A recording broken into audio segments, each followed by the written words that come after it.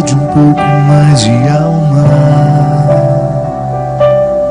A vida não para.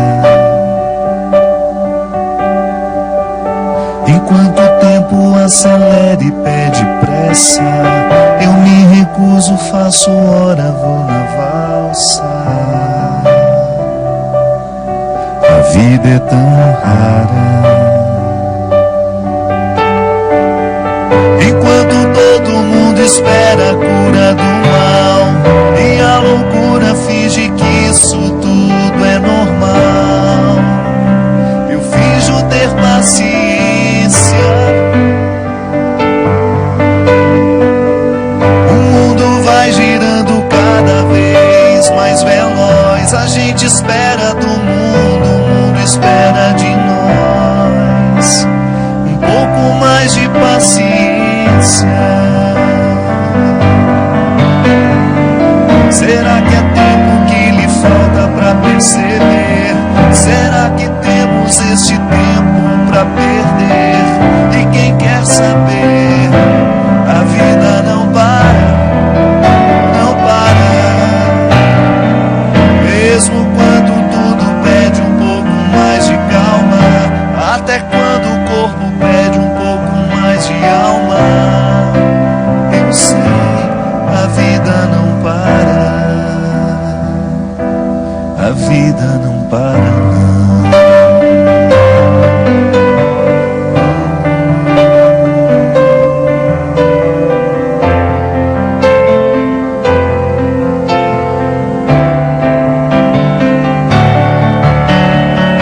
Será que temos este tempo pra perder?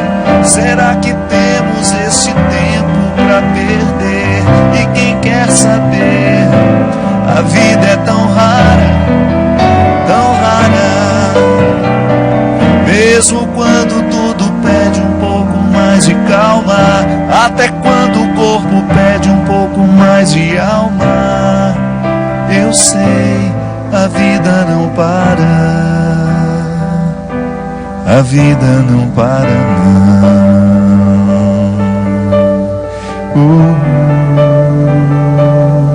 A vida não para. É tão rara.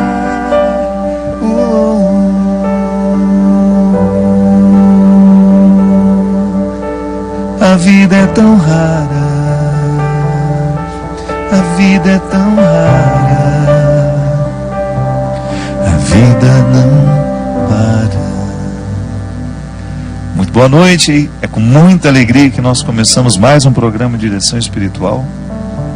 Essa música que está no meu novo trabalho, Deus no Esconderijo do Verso. Sempre gostei muito dessa música. Aliás, regravá-la foi para mim uma honra. Essa música, apesar de ter sido feita sem nenhuma necessidade, né, sem nenhuma pretensão de ser religiosa, eu descubro uma religiosidade muito presente e, sobretudo, falando a linguagem dos dias de hoje. Essa vida que não para, que a gente precisa administrar o tempo todo com muita sabedoria. Eu gosto dessa sequência de frases, dessa rima bonita. A vida que não para e a vida que é rara. Você sabe que em Jesus, quando você mergulha no contexto dos evangelhos, você vê o tempo todo alertando as pessoas para a preciosidade do momento presente. Jesus sabia valorizar o momento presente. Quando ele estava diante de alguém, não interessava a ele. Tanto é que no momento de... ele pode ser até sido muito mal interpretado, quando ele diz: a minha mãe e os meus irmãos são aqueles que fazem a vontade do meu Pai. Quando alguém chega e diz para ele: Senhor, seu pai, sua mãe e seus irmãos estão ali de fora, querendo falar com você. Era uma maneira que Jesus tinha de identificar e de ensinar que ele é de quem está ao redor dele. O pai, o irmão, a mãe é de quem está próximo, é de quem estabelece aquele momento com ele. É claro que ele não negou essa filiação de sangue, ele era filho de Maria. E a gente sabe que esse termo irmão, na linguagem de Jesus, na língua em que Jesus foi criado, o termo irmão A língua é muito pobre em substantivo e rica em verbos. Então tem muitos verbos e poucos substantivos. A palavra irmão também queria dizer primos mais próximos, primos de primeiro grau, de segundo, era todo mundo chamado de irmão. Tanto é que os evangélicos assumiram muito isso, né? Os evangélicos têm o hábito de se chamarem de irmãos. Aprenderam lá, essa passagem de Jesus com Maria. Quem são os irmãos de Jesus? São aqueles que fazem a vontade de Deus. Naquele momento, Jesus não está renunciando à filiação. Ele não está renunciando a ser filho de Maria. Ele apenas está ensinando que, a partir do momento que nós estamos juntos, vivendo em torno de um ideal comum, a vida nos fraterniza. Essa vida que é rara, essa vida que não para. A qualidade da vida expressa ali, naquela oportunidade que a gente tem de valorizar, de descobrir a raridade do momento que nos pertence. Às vezes a gente fica tão preocupados com o futuro, né? A gente nem sabe se a gente vai ter. Ou então a gente passa boa parte do nosso tempo faturando o passado, pegando as faturas do passado, olhando se valeu a pena, se não. E nos falta muitas vezes a sensibilidade de observar a vida que está ao nosso redor neste momento. Dudu Falcão e Lenine, que são os autores dessa música, Paciência, uma palavra forte para os dias de hoje. Tudo hoje nos convida a ir com muita pressa. O mundo hoje é apressado. E se a gente não cuida, a gente entra nesse ritmo acelerado que nos impede muitas vezes de perceber a própria vida. Semana passada estava viajando com a minha mãe, levando-a para Uberlândia. E num determinado momento eu tinha dormido, porque eu estava com muito sono. Eu acordei e sentei ao lado dela. Eu falei: senhora não quis dormir um pouquinho não? E ela me disse assim: eu não. Essa paisagem está tão bonita, se a gente perde, a gente não vê. Achei a resposta da minha mãe muito sábia. É verdade. Muitas vezes nós não apreciamos a viagem, ou porque estamos ocupados com tantas coisas, que até queremos dormir um pouco, não é nenhum problema. Mas ela, diante da beleza da paisagem que ela tinha do lado de fora do ônibus, ela preferiu apreciar aquilo que estava sendo a viagem.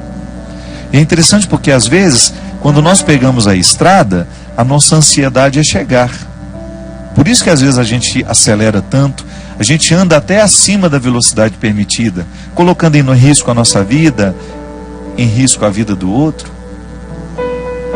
Porque nos falta a percepção de que na viagem o importante é o ir. A graça não está no destino final, mas está em cada passo, em cada etapa desse deslocamento que nos leva até aquele lugar. Para isso a gente precisa ter paciência. Talvez seja a virtude mais necessária para os dias de hoje, a gente ter paciência. Paciência com o processo da vida, paciência com os outros que estão ao nosso redor. Porque só na paciência é que a gente descobre que a vida é rara. Que a vida é rara, que ela precisa ser apreciada, ser saboreada, que essa vida merece ser vivida em cada momento, em cada etapa, com muita intensidade. E às vezes nós vamos ficando cansados, né? Nós vamos perdendo a capacidade de ter essa paciência. Pode observar, quando nós estamos estressados demais, a primeira coisa que a gente perde é a paciência. A gente tem dificuldade de lidar com o tempo, a gente tem dificuldade de lidar com as esperas, com as demoras. A gente quer tudo para ontem. A gente coloca a nossa alma num ritmo tão acelerado e que é tão contrário a ela.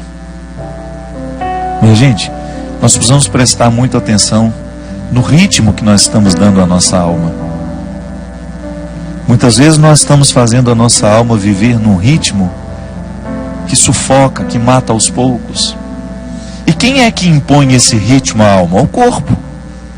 Porque nós não podemos separar as duas realidades. A antropologia cristã nos ensina que corpo e alma precisam ser conjugados juntos. Mas você não pode esquecer que elas têm necessidades diferentes, são duas realidades que necessitam de coisas diferentes. O corpo precisa de atividade física, precisa de alimento, precisa de descanso, precisa de conhecimento. Não é assim que funciona? Se você cuida bem da saúde do seu corpo, você vai observar a necessidade de vez em quando fazer um check-up, fazer um exame de sangue, examinar tudo aquilo que é o funcionamento do seu corpo, porque você quer viver, você quer ter saúde. Então, para ter saúde, é preciso administrar as necessidades do corpo. É preciso compreender o mecanismo do corpo, como é que ele funciona, quais são as necessidades que ele tem. O corpo precisa ser hidratado, então por isso a gente não pode esquecer de beber água. O corpo precisa de higiene, por isso que nós não podemos deixar de tomar banho, cortar o cabelo, cortar as unhas. O corpo precisa de ter dinâmica, ele precisa estar disposto. Para isso que a gente coloca uma disciplina de atividade física, para que esse corpo não fique envelhecido mais do que a idade que você tem. Isso também acontece, às vezes a gente está com 50 anos, mas por causa da vida errada que a gente deu ao corpo, que a gente impôs ao corpo, talvez a gente já esteja com 70 anos na carne, na realidade. Então o corpo tem necessidades que, se a gente não observa, ele entra num processo de falência logo. Aí aquela vida bonita que você poderia desfrutar, você não desfruta porque você foi negligente com as necessidades do seu corpo. Aí você vai para as necessidades da alma. Oh meu Deus, como são diferentes as necessidades da alma. A alma precisa de oração, a alma precisa de silêncio. Claro, é o corpo que faz esse silêncio para que depois a alma possa sentir. Eu gosto de dizer que quando o corpo fica calado, até que a alma comece a sentir os benefícios do corpo estar quieto e calado, vai um tempo, não é imediato. A alma fica rebuliça dentro do corpo porque a gente está sempre apressado. Nós estamos dando ao corpo um ritmo alucinante constantemente. Então a alma tem dificuldade de descansar. E a oração, a verdadeira oração, é aquela que, calado o corpo, a alma também começa a se calar. E aí ela começa a ficar propensa a Deus. Ela começa a ter a possibilidade de ter um encontro com Deus, porque ao disciplinar o corpo numa quietude e num silêncio, a alma começa a entrar neste contexto de silêncio, de quietude, que é onde a gente vai ter a oportunidade de ouvir Deus falar com a gente. A alma precisa de música. Quantas vezes você chegou cansado em casa, tomou um banho, deitou na sua cama, colocou uma música que te relaxava e você sentiu que a sua alma agradeceu aquele carinho que você fez a ela? Isso é oração também. Ainda bem que nós temos aqui, as músicas que nos fazem rezar. Ou gosto de dizer, as músicas que rezam por nós. A gente grava tantos CDs todo ano. Aqui na Canção Nova você tem uma infinidade. Nós temos aqui o novo trabalho, o meu, Deus no Esconderijo do Verso. Todas essas músicas compostas, pensadas, elaboradas, gravadas, para que a alma viva o deleite que a arte pode trazer. São canções naturalmente religiosas que vão fazendo com que a nossa alma desfrute dessa tranquilidade. A arte ensina a nossa alma a ser paciente. A oração ensina a nossa alma a ser paciente. Aqui na Canção Nova nós temos tantos produtos para isso. Uma palestra, um livro. Você tem aqui o livro Discípulo da Madrugada. Você começa a ler um livro que foi preparado para isso. Nós não só queremos vender o trabalho que a gente faz. Não. O primeiro motivo aqui, por acaso esse trabalho aqui pode ajudar. Ajuda aqui a Canção Nova, ajuda as minhas obras, ajuda a tantas pessoas. Mas o primeiro objetivo que a gente tem quando escreve um livro, quando compõe uma música, quando a gente grava um CD, é proporcionar àqueles que nos acompanham, que acreditam no nosso trabalho, proporcionar um aprendizado da paciência nessa alma. Então a gente tem uma leitura que nos tranquiliza, que nos ensina valores, que mexe na nossa cabeça, que mexe no nosso jeito de pensar. Aí você vai percebendo esse movimento natural de Deus, trazendo essa paciência que é tão fundamental para que a gente tenha equilíbrio para enfrentar as pressas da vida. Porque eu vou te contar uma coisa, hoje é impressionante como nós encontramos pessoas que estão destruindo as suas vidas porque não aprenderam a paciência. A pressa nos mata. Você que está me ouvindo, eu tenho certeza que você sofre na sua carne as consequências da sua ansiedade. A ansiedade te adoece. A falta de paciência prejudica o seu relacionamento com os outros. Nós estamos agitados demais. Nós estamos vivendo para fora demais. Nós temos compromisso demais, quietude de menos. Você sabe que eu, na minha vida, como eu sou uma pessoa que tenho uma vida muito pública, eu estou o tempo todo encontrando muita gente, eu trabalho muito, eu tenho muitos eventos, eu viajo toda hora, eu encontro muita gente. Eu assumi uma regra para mim. Quando eu chego na minha casa, ali é o meu claustro. Às vezes eu não aceito convite nem para atravessar a rua para almoçar na casa da minha vizinha. Porque eu sei que a minha alma precisa dessa quietude. Eu preciso do meu silêncio. E eu só saio quando eu realmente tenho de sair. Porque eu descobri que para eu dar conta de viver essa vida muito pública, eu preciso ter bastidores. Eu preciso ter o meu espaço de vida consagrada ao silêncio, à quietude, à oração. Porque nessa correria nem sempre eu consigo. Mas você já imaginou se eu chegasse na minha casa e impusesse a mim uma rotina de vida social que me retirasse para jantar, para isso, para aquilo, para uma festa? Não aguentaria a vida que eu tenho. E como eu privilegio a minha vida de missão, porque eu sou um missionário, eu escolhi ser missionário. Ninguém me obrigou a ter essa vida. Eu, para estar aqui toda quarta-feira, eu sei o sacrifício que eu preciso fazer. Para eu poder pegar as estradas e enfrentar os inúmeros desafios das estradas, a dispersão das estradas. Minha gente, às vezes até num camarim, que é aquele lugar último antes de entrar no palco para cantar. O camarim deveria ser o lugar da oração, do sossego, da tranquilidade. Isso não existe para mim. É lá que muitas vezes claro, não estou reclamando, estou dizendo, é a vida que ficou assim. Às vezes eu tenho tanta gente para atender, tanta gente querendo conversar comigo, que quando eu subo no palco, me restam 2, 3 minutos ali só para me concentrar, para entrar ali no palco e dar tudo de mim. Essa semana mesmo, eu fui a Poços de Caldas e eu tinha 1h30 para fazer o evento, porque eu precisava pegar a estrada de madrugada, que eu tinha um compromisso logo cedo em Taubaté. Senão eu não ia conseguir dormir nem 2 horas. E aí tudo bem, o evento começou, o show começou. Aí a minha assistente, a Mônica, que fica do lado, faltam 10 minutos. E aí eu olhei para aquele povo. Não tenho coragem de parar o show aqui agora, porque eu preciso ir embora. Ali é o lugar da minha dedicação. Você sabe por quê? As pessoas vão ali para me ouvir. É claro que depois eu me dou o direito de dizer, olha, não vou autografar CD de ninguém, não vou tirar foto com ninguém, porque eu preciso ir embora. Mas o meu tempo de evangelização em cima do palco é sagrado. Ali é o horário de exercer o meu ofício.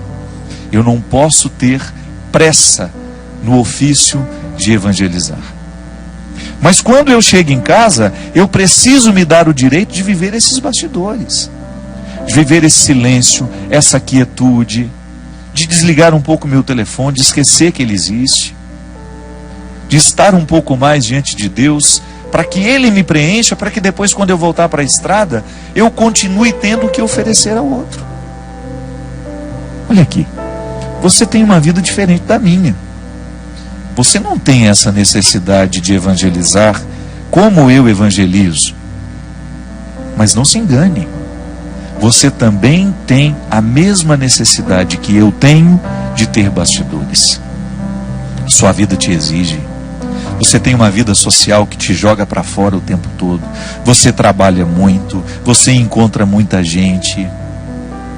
E qual é o espaço que você cria para criar dentro do seu coração esse espaço de paciência que só Deus pode nos dar? Qual é o espaço que você cria para que Deus tenha condições de moldar a sua alma de acordo com a sua vontade, com o desejo que Ele tem?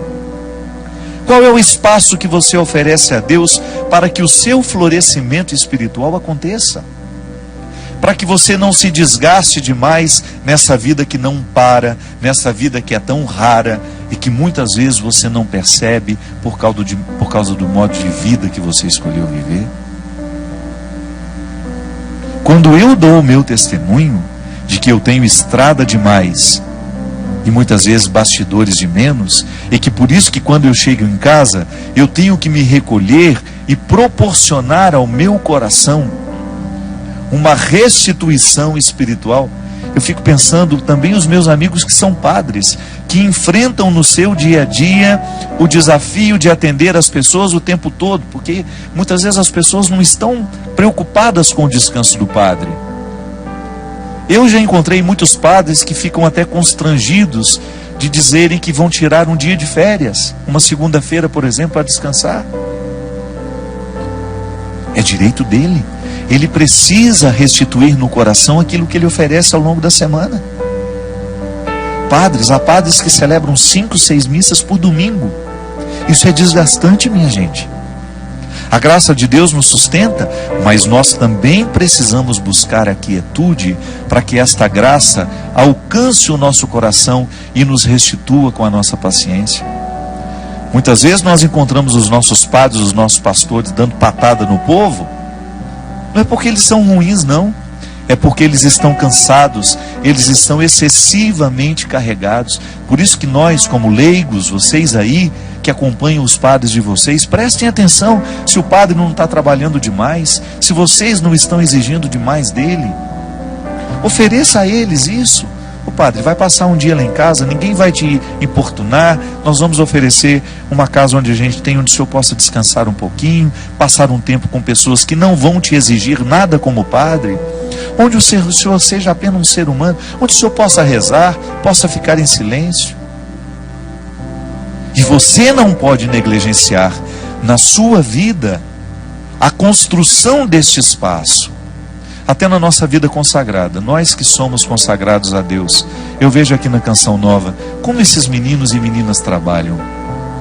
Eles trabalham muito. O meu diretor mesmo, China, que agora está trabalhando ali nos bastidores. Quantas vezes esse menino passa a noite editando programas, às vezes um programa que vai ter de ser repetido, ele passa a noite editando esses trabalhos, trabalha muito. Se você vê esta equipe que está aqui, eles são trabalhadores e não tem muito tempo não.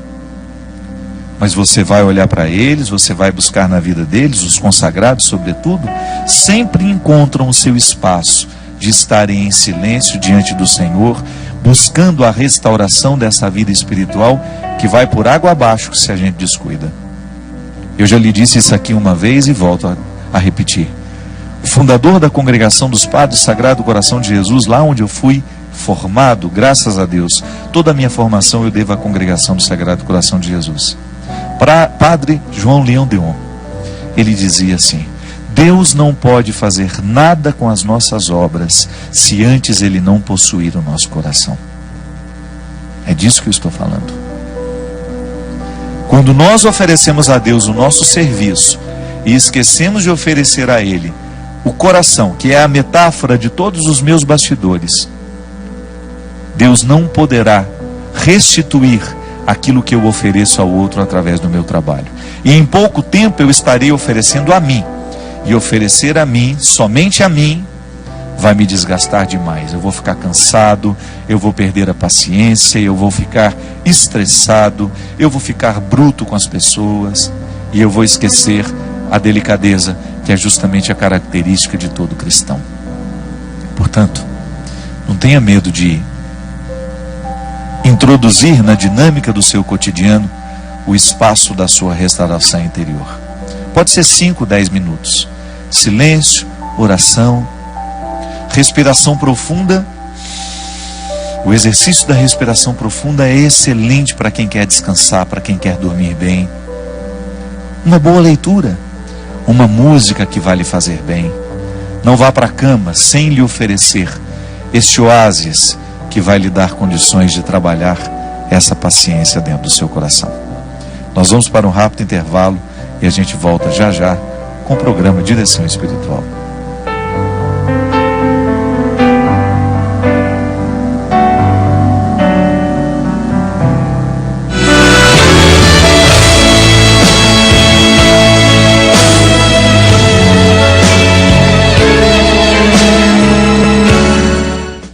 Estamos de volta com o programa Direção Espiritual. Muito obrigado a você que liga, que participa conosco, sobretudo a você que nos divulga, que faz com que o programa seja cada vez mais conhecido. É impressionante por onde a gente vai, como o programa Direção Espiritual tem sido conhecido, tem sido distribuído através de gravações que as pessoas fazem para pessoas que estão necessitadas de viverem uma experiência espiritual, ou então de dar um up, na sua vida religiosa, na sua vida espiritual.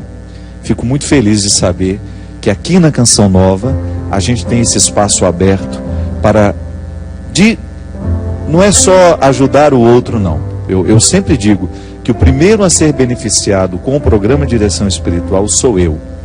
Se eu tivesse que abrir mão de todos os trabalhos que eu faço hoje, como comunicador, digo, não como padre, se eu tivesse que abrir mão de tudo, o programa Direção Espiritual seria a última coisa. Eu gosto demais de fazer esse trabalho, porque eu acredito mesmo na eficácia que uma palavra bendita tem na vida de quem escuta. Minha gente, em setembro, nós vamos ter uma peregrinação muito especial, também promovida pela Canção Nova e pela Obra de Maria, e você é o nosso convidado. Nós já estamos anunciando com essa antecedência, para que você tenha condições de programar. Tem muita gente que precisa tirar férias, ou até mesmo financeiramente programar-se para poder estar conosco. A Obra de Maria e a Canção Nova organizam viagens. Nesta viagem, eu serei o diretor espiritual. Ficarei o tempo todo com o grupo. Quem já viajou comigo sabe como funciona. É uma convivência muito saudável. A gente consegue fazer amizades, durante esses 10, 15 dias, 20 dias, 15, 20 não. No nosso caso aqui serão 13 dias. A gente consegue uma proximidade, uma partilha espiritual, com as celebrações todos os dias, a gente fazendo juntos as viagens e as visitas nos lugares aqui que você vai conhecer através do roteiro. Essa viagem de setembro, nós vamos passar por lugares importantes para a fé cristã, associados à devoção mariana. Então nós iremos passar por Portugal, Espanha, França, que nós chamamos de viagem de santuários marianos, mas a gente também faz uma passagem especial. Além de Lisboa, nós vamos ter a oportunidade de passar por Fátima, esse santuário de Nossa Senhora de Fátima, que inclusive está comemorando o centenário no próximo ano, não é isso? Vai ser uma grande festa. Nós já estamos em clima de festa em Fátima. Teremos 2 dias muito especiais em Fátima. Passaremos em Ávila, a terra de Santa Teresa d'Ávila, uma das grandes mulheres, uma das grandes doutoras da igreja, uma mulher que certamente interfere demais na espiritualidade ainda nos dias de hoje, e também de São João da Cruz.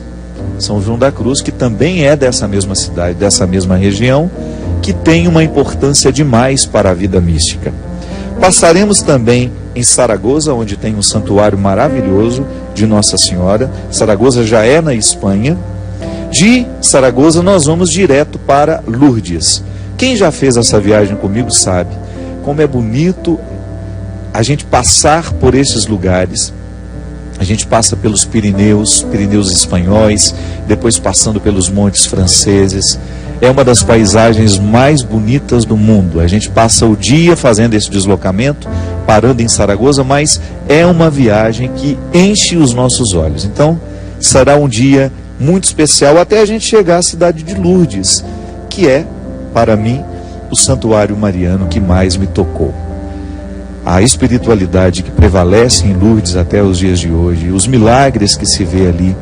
Claro, que nós precisamos tomar uma distância, né? A salvação nos vem pelo Cristo, mas Nossa Senhora, a manifestação de Nossa Senhora em Lourdes, nos coloca em profunda experiência com o coração de Jesus. Isso é que é bonito. Você vê doentes do mundo inteiro procurando Lourdes para se banhar nas águas miraculosas daquele lugar, mas sobretudo poder respirar a atmosfera tão especial da cidade de Lourdes, que aliás é uma região lindíssima. De Lourdes nós vamos para Tours e depois passaremos em Lisieux, terra de Santa Teresinha. Também foi um lugar que me marcou demais na outra oportunidade que a gente teve de conhecer a terra de Santa Teresinha, a casa onde Santa Teresinha viveu, onde ela morreu, ter um contato um pouco mais estreito com a história desta mulher, que é uma santa tão querida para todos nós cristãos. E de Lisieux iremos a Paris, onde teremos a visita da Capela da Medalha Milagrosa, uma visita pela cidade de Paris, que é uma cidade encantadora, também um pouco de turismo para aqueles, que ainda não conhecem Paris, e para aqueles que conhecem, a oportunidade de retomar, de retornar, de fazer lá uma experiência cultural também muito interessante. Depois ficaremos 2 dias em Paris e então retornaremos ao Brasil. Programe-se. Essa viagem, ela iniciará no dia 13 de setembro e terá o fim, nós retornaremos ao Brasil no dia 25. De 13 a 25, você pode peregrinar conosco pela obra de Maria Canção Nova, conhecendo esses lugares que eu acabei de mencionar. Será muito especial ter você na nossa companhia. Ligue para os telefones que aparecem aqui e você vai ter a oportunidade de conhecer as condições para estar conosco nesta viagem. Lembrando que em julho eu estarei também junto com meu amigo Dunga no acampamento PHN. Programe-se. Programe-se para estar neste que é um dos maiores eventos da Canção Nova, que tem reunido a juventude do Brasil inteiro, e vai ser maravilhoso a gente receber você mais uma vez, para a gente firmar publicamente o nosso desejo de vencer o pecado que tantas vezes nos impede de ser quem somos. Sim, isso é muito interessante. Quando a gente elimina, quando a gente mina, as estruturas do pecado, a gente vai tendo condições de trazer à tona aquilo que a gente é. O pecado muitas vezes nos impede de ser quem somos. A gente vai virando, a gente vai se transformando em qualquer coisa, menos a gente.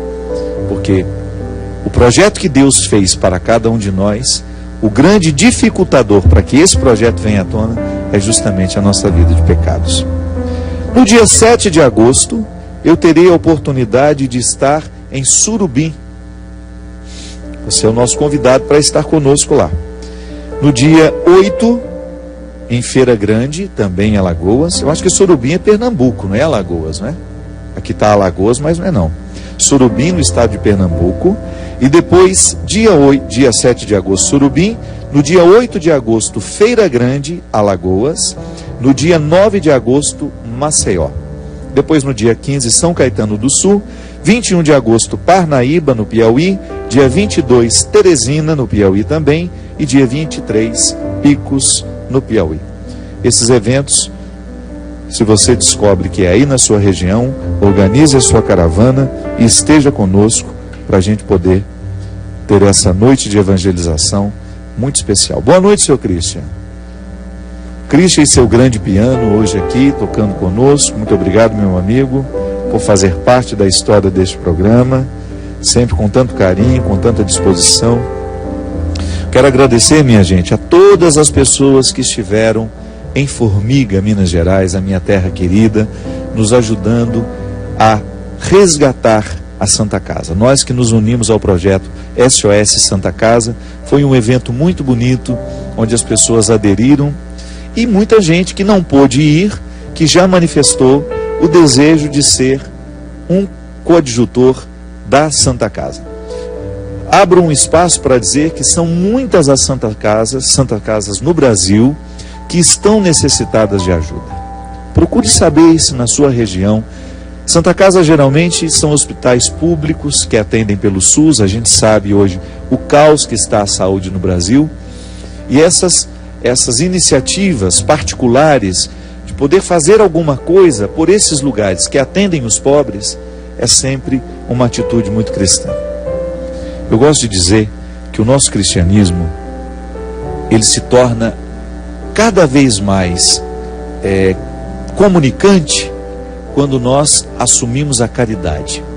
A caridade é uma forma muito preciosa de fazer Deus acontecer na sociedade. Nós podemos ter muitas diferenças com aqueles que não creem em Deus, a gente pode estabelecer muitos embates por causa das questões que nos separam, mas quando a gente se une em torno da caridade, o discurso é um só. É a oportunidade que a gente tem de fazer o bem ao mundo através das nossas atitudes. Isso é muito nobre. Até mesmo os ateus vão concordar conosco. E a gente não quer se limitar à nossa ajuda, ser um assistencialismo. Não. Tem mística naquilo que a gente faz. Nós ajudamos porque nós acreditamos que esse é o mandamento que Deus nos dá. É um imperativo no Evangelho.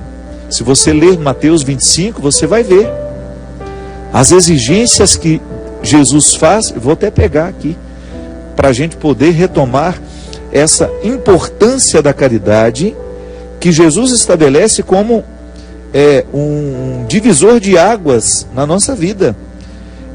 No contexto aqui em que ele fala disso, ele está justamente falando do juízo final. Quando é que quando é que tudo isso vai acontecer? Jesus começa a fazer uma reflexão absolutamente exigente demais. É um sermão escatológico que começa no capítulo 24. Quer ver? Onde é que ele vai falando, onde ele começa a evidenciar. Ele começa a dizer assim: quando o Filho do Homem vier em sua glória, acompanhado de todos os anjos, ele se assentará em seu trono glorioso. E todas as nações da terra serão reunidas diante dele. E ele separará uns dos outros, assim como o pastor separa as ovelhas dos cabritos. Veja bem, Jesus começa dizendo que o final dos tempos, esse fim do mundo, como a gente já escutou desde quando a gente era criança, é o momento em que nós seremos separados, em que haverá uma separação dos grupos. O rei dirá aos que estiverem à sua direita: vinde, benditos de meu Pai, recebei em herança o reino que meu Pai vos preparou desde a criação do mundo. Pois eu estava com fome e me destes de comer. Eu estava com sede e me destes de beber. Eu era forasteiro e me recebestes em sua casa. Eu estava nu e me vestistes. Eu estava doente e cuidastes de mim. Na prisão fostes me visitar.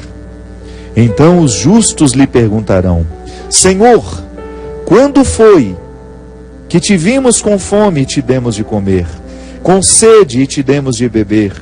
Quando foi que te vimos como forasteiro e te recebemos em nossa casa, sem roupa e te vestimos? Quando foi que te vimos doente ou preso e fomos te visitar? Então o rei lhes responderá: em verdade eu vos digo, todas as vezes que fizestes isso a um destes mais pequenos, mais necessitados, que são meus irmãos, foi a mim que o fizestes. Isso aqui é revolucionário. Isso aqui arranca todas as nossas máscaras, desmorona as nossas estruturas. Nós que muitas vezes vivemos um cristianismo de fachada, que nos descompromete com a caridade, que nos faz o tempo todo gritar a doutrina, e gritar a doutrina nas praças públicas. Nós que muitas vezes temos uma tendência a virar quase que a fazer um movimento de cruzadas para defender os lugares santos, as ideias santas. Sim, não tem nenhum problema a gente defender as nossas ideias e os nossos espaços santos. Mas você não se esqueça que Jesus faz questão de identificar-se com o pobre. Aquele que cuida do pobre, aquele que cuida do doente, está cuidando do próprio Cristo. O Cristo nesse evangelho, minha gente, ele radicaliza. Ele é o próprio pobre. Tanto é que ele pergunta, as pessoas perguntam ao rei: quando é que nós te visitamos? Quando é que nós te demos de comer? E ele responde: quando vocês deram de comer àqueles mais pequenos, aqueles mais necessitados. Então, em Mateus 25, você tem uma íntima associação de Deus com os pobres. Ele não está pedindo para ajudar os pobres somente. Ele está pedindo para ser reconhecido nos pobres, nos miseráveis. E aqui nós precisamos identificar todas as misérias. Não é só a miséria material não, viu? Tudo aquilo que é miserável na vida, tudo aquilo que é miserável na condição humana, é expressão de Deus presente entre nós. Então a gente precisa prestar muita atenção onde é que estão as misérias no dia de hoje. Quem são os miseráveis hoje que assumem este verdadeiro papel de serem o Cristo para nós? Quem são os crucificados do dia de hoje? Aí você começa a abrir os olhos para perceber que com essa sociedade modificada, nós precisamos ter muita coragem profética de caminhar na direção daqueles que são os Cristos de hoje. Os necessitados. A palavra é radical, minha gente. Quando eu identifico uma miséria humana ao meu redor, eu estou tendo naturalmente uma oportunidade de crescer na qualidade do meu cristianismo, de socorrer o outro com o meu amor, com a minha misericórdia, com todos os benefícios do Cristo em mim. Eu conclamo todas as forças do meu cristianismo para que eu tenha condições de realizar uma obra de caridade. Santo Agostinho já nos dizia isso. Nós não podemos oferecer ao outro aquilo que a gente não tem. E tudo aquilo que Deus nos pede, dizia ele já nos deu anteriormente. Então, se ele me pede que eu ame o meu irmão, é porque ele já me amou anteriormente e me deu uma reserva de amor para que eu tenha condições de oferecer ao outro. É por isso que o verdadeiro cristão não pode ter medo da miséria do mundo. Nós precisamos ter a coragem profética de enfrentar essa miséria e de poder oferecer aos miseráveis o abraço generoso, o abraço amoroso, porque muitas vezes nós somos teóricos da misericórdia. Basta ver a maneira como nós queremos defender as nossas ideias, quando nós nos sentimos atacados por alguém, como cristãos. É a mesma coisa que os muçulmanos estão fazendo lá.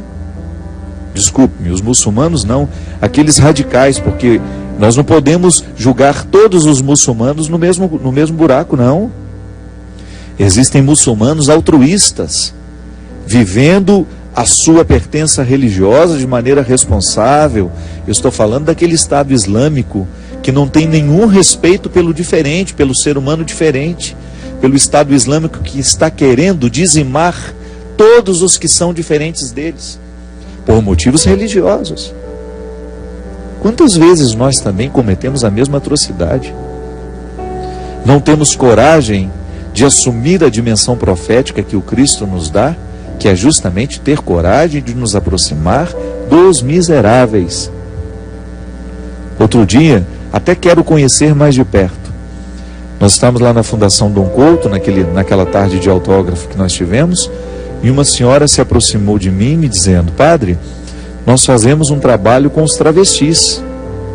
Nós somos um grupo de apoio para os travestis que trabalham na prostituição, ali na Dutra, nas mediações, até na região onde eu moro, quando a gente sobe ali para poder ir para a região dos sítios onde eu resido, ali está cheio de travestis.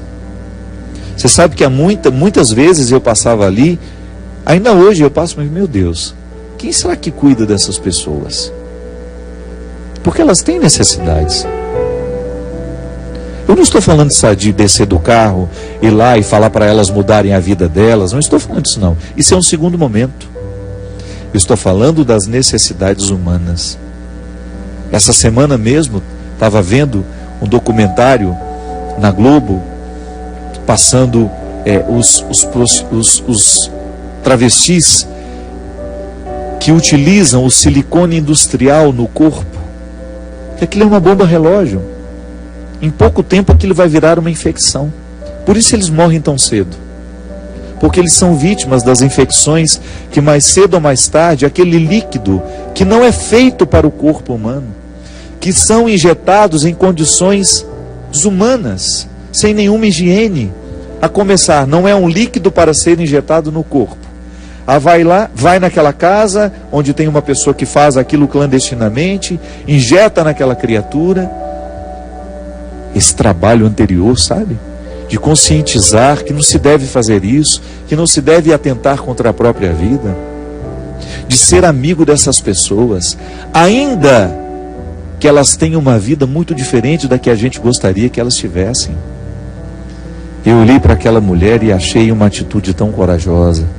Fiquei pensando, meu Deus, será que em algum lugar deste Brasil hoje existe alguém fazendo um trabalho com essas prostitutas, com esses homossexuais que se vestem de mulher para viver a prostituição? Se tiver, manda para nós, para a gente conhecer. Eu tenho certeza que um trabalho como esse aproxima-se demais dessa passagem do Evangelho aqui. Aquele gesto que o Papa Francisco teve de receber em audiência particular um travesti, está apontando para a necessidade dessa igreja voltar às origens, de ir buscar aqueles que estão jogados fora. A gente precisa ter coragem. São muitas indigências que nos afastam, porque nos envergonham. Eu, cheio de escrúpulo, eu tenho medo de parar o meu carro ali, de perguntar se eu posso fazer alguma coisa por elas, se existem necessidades que talvez eu, como padre, possa ajudar.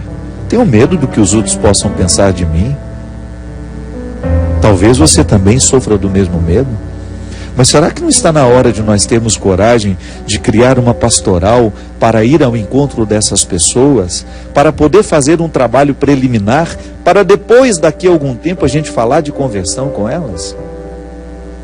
Oferecer de repente conscientização de que não se deve injetar esses líquidos no corpo. Valorizar essas pessoas, oferecer a elas, quem sabe, uma oportunidade de trabalho. Depois a gente fala de Deus, minha gente. Depois a gente fala de conversão, de mudança de vida. No primeiro momento a gente precisa oferecer o nosso amor e a nossa solidariedade. E você pode ter certeza que você já vai estar pregando o Evangelho para ela através da sua vida. Porque praticamente ninguém para perguntar se está com fome, se está com necessidade de alguma coisa, como é que passa o dia ali. É um questionamento que eu faço para a gente ter coragem de se aproximar desse Mateus 25 aqui, ó. A gente ter coragem de reconhecer Jesus nos mais desfigurados dos dias de hoje. Eu não tenho medo dos esquisitos, não. Eu lá no meu Twitter, meu Deus, às vezes eles são desrespeitosos, falam bobagem comigo, mas é uma maneira que eu tenho de tê-los por perto. De vez em quando eu recebo também, no meio daquela bobagem toda que às vezes escrevem, coisas sérias. Porque, além das brincadeiras que eu faço, prestem atenção também nas coisas sérias que eu digo. A gente tem de falar a linguagem que o outro entende. A gente tem que se aproximar do outro com a linguagem que ele sabe ouvir. Não adianta eu querer chegar a fazer um discurso bonito, que só você que me acompanha entenderia. Eu preciso, de vez em quando, abrir mão de tudo aquilo que é o meu artefato para poder comunicar com o outro. O mesmo não é com você? Qual é a linguagem que você entende? Você também não precisa, de vez em quando, ser impactado por um jeito de dizer que só você entende? Eu preciso disso. Nós não somos diferentes. O Christian precisa. Essa equipe que trabalha aqui também precisa. O ser humano, minha gente, a nossa necessidade é a mesma. Nós precisamos de uma palavra que nos sensibilize, que faça a diferença na nossa vida, que nos faça pensar as nossas escolhas, que tenha coragem, que tenha possibilidade de penetrar o mais profundo da nossa consciência e de nos fazer perguntar se a vida que a gente está vivendo está sendo coerente com aquilo que Deus espera de mim, ou até mesmo com aquilo que eu sei que é importante. Essa vida é muito rara. E o tempo não para. Não para em mim, não para para você. As decisões a gente faz enquanto o tempo anda. O tempo não vai parar para a gente poder decidir. O tempo não vai fazer uma pausa para a gente ter condições de escolher. Não. É neste movimento que nós vamos precisando, vendo, como a minha mãe naquela viagem, olhando a paisagem passando, a gente vai precisar escolher a vida que a gente quer para nós. E eu desejo do fundo do meu coração que as nossas escolhas estejam muito próximas das escolhas que Jesus nos sugere. De amar os que precisam ser amados, de buscar os que precisam ser buscados. Quem sabe assim, a gente aprenda a lidar um pouquinho melhor com as mazelas que todos nós hospedamos dentro de nós. Derrame sobre nós a bênção e a proteção do céu, do Deus Todo-Poderoso, Pai, Filho e Espírito Santo. Amém. Até a semana que vem, se Deus quiser.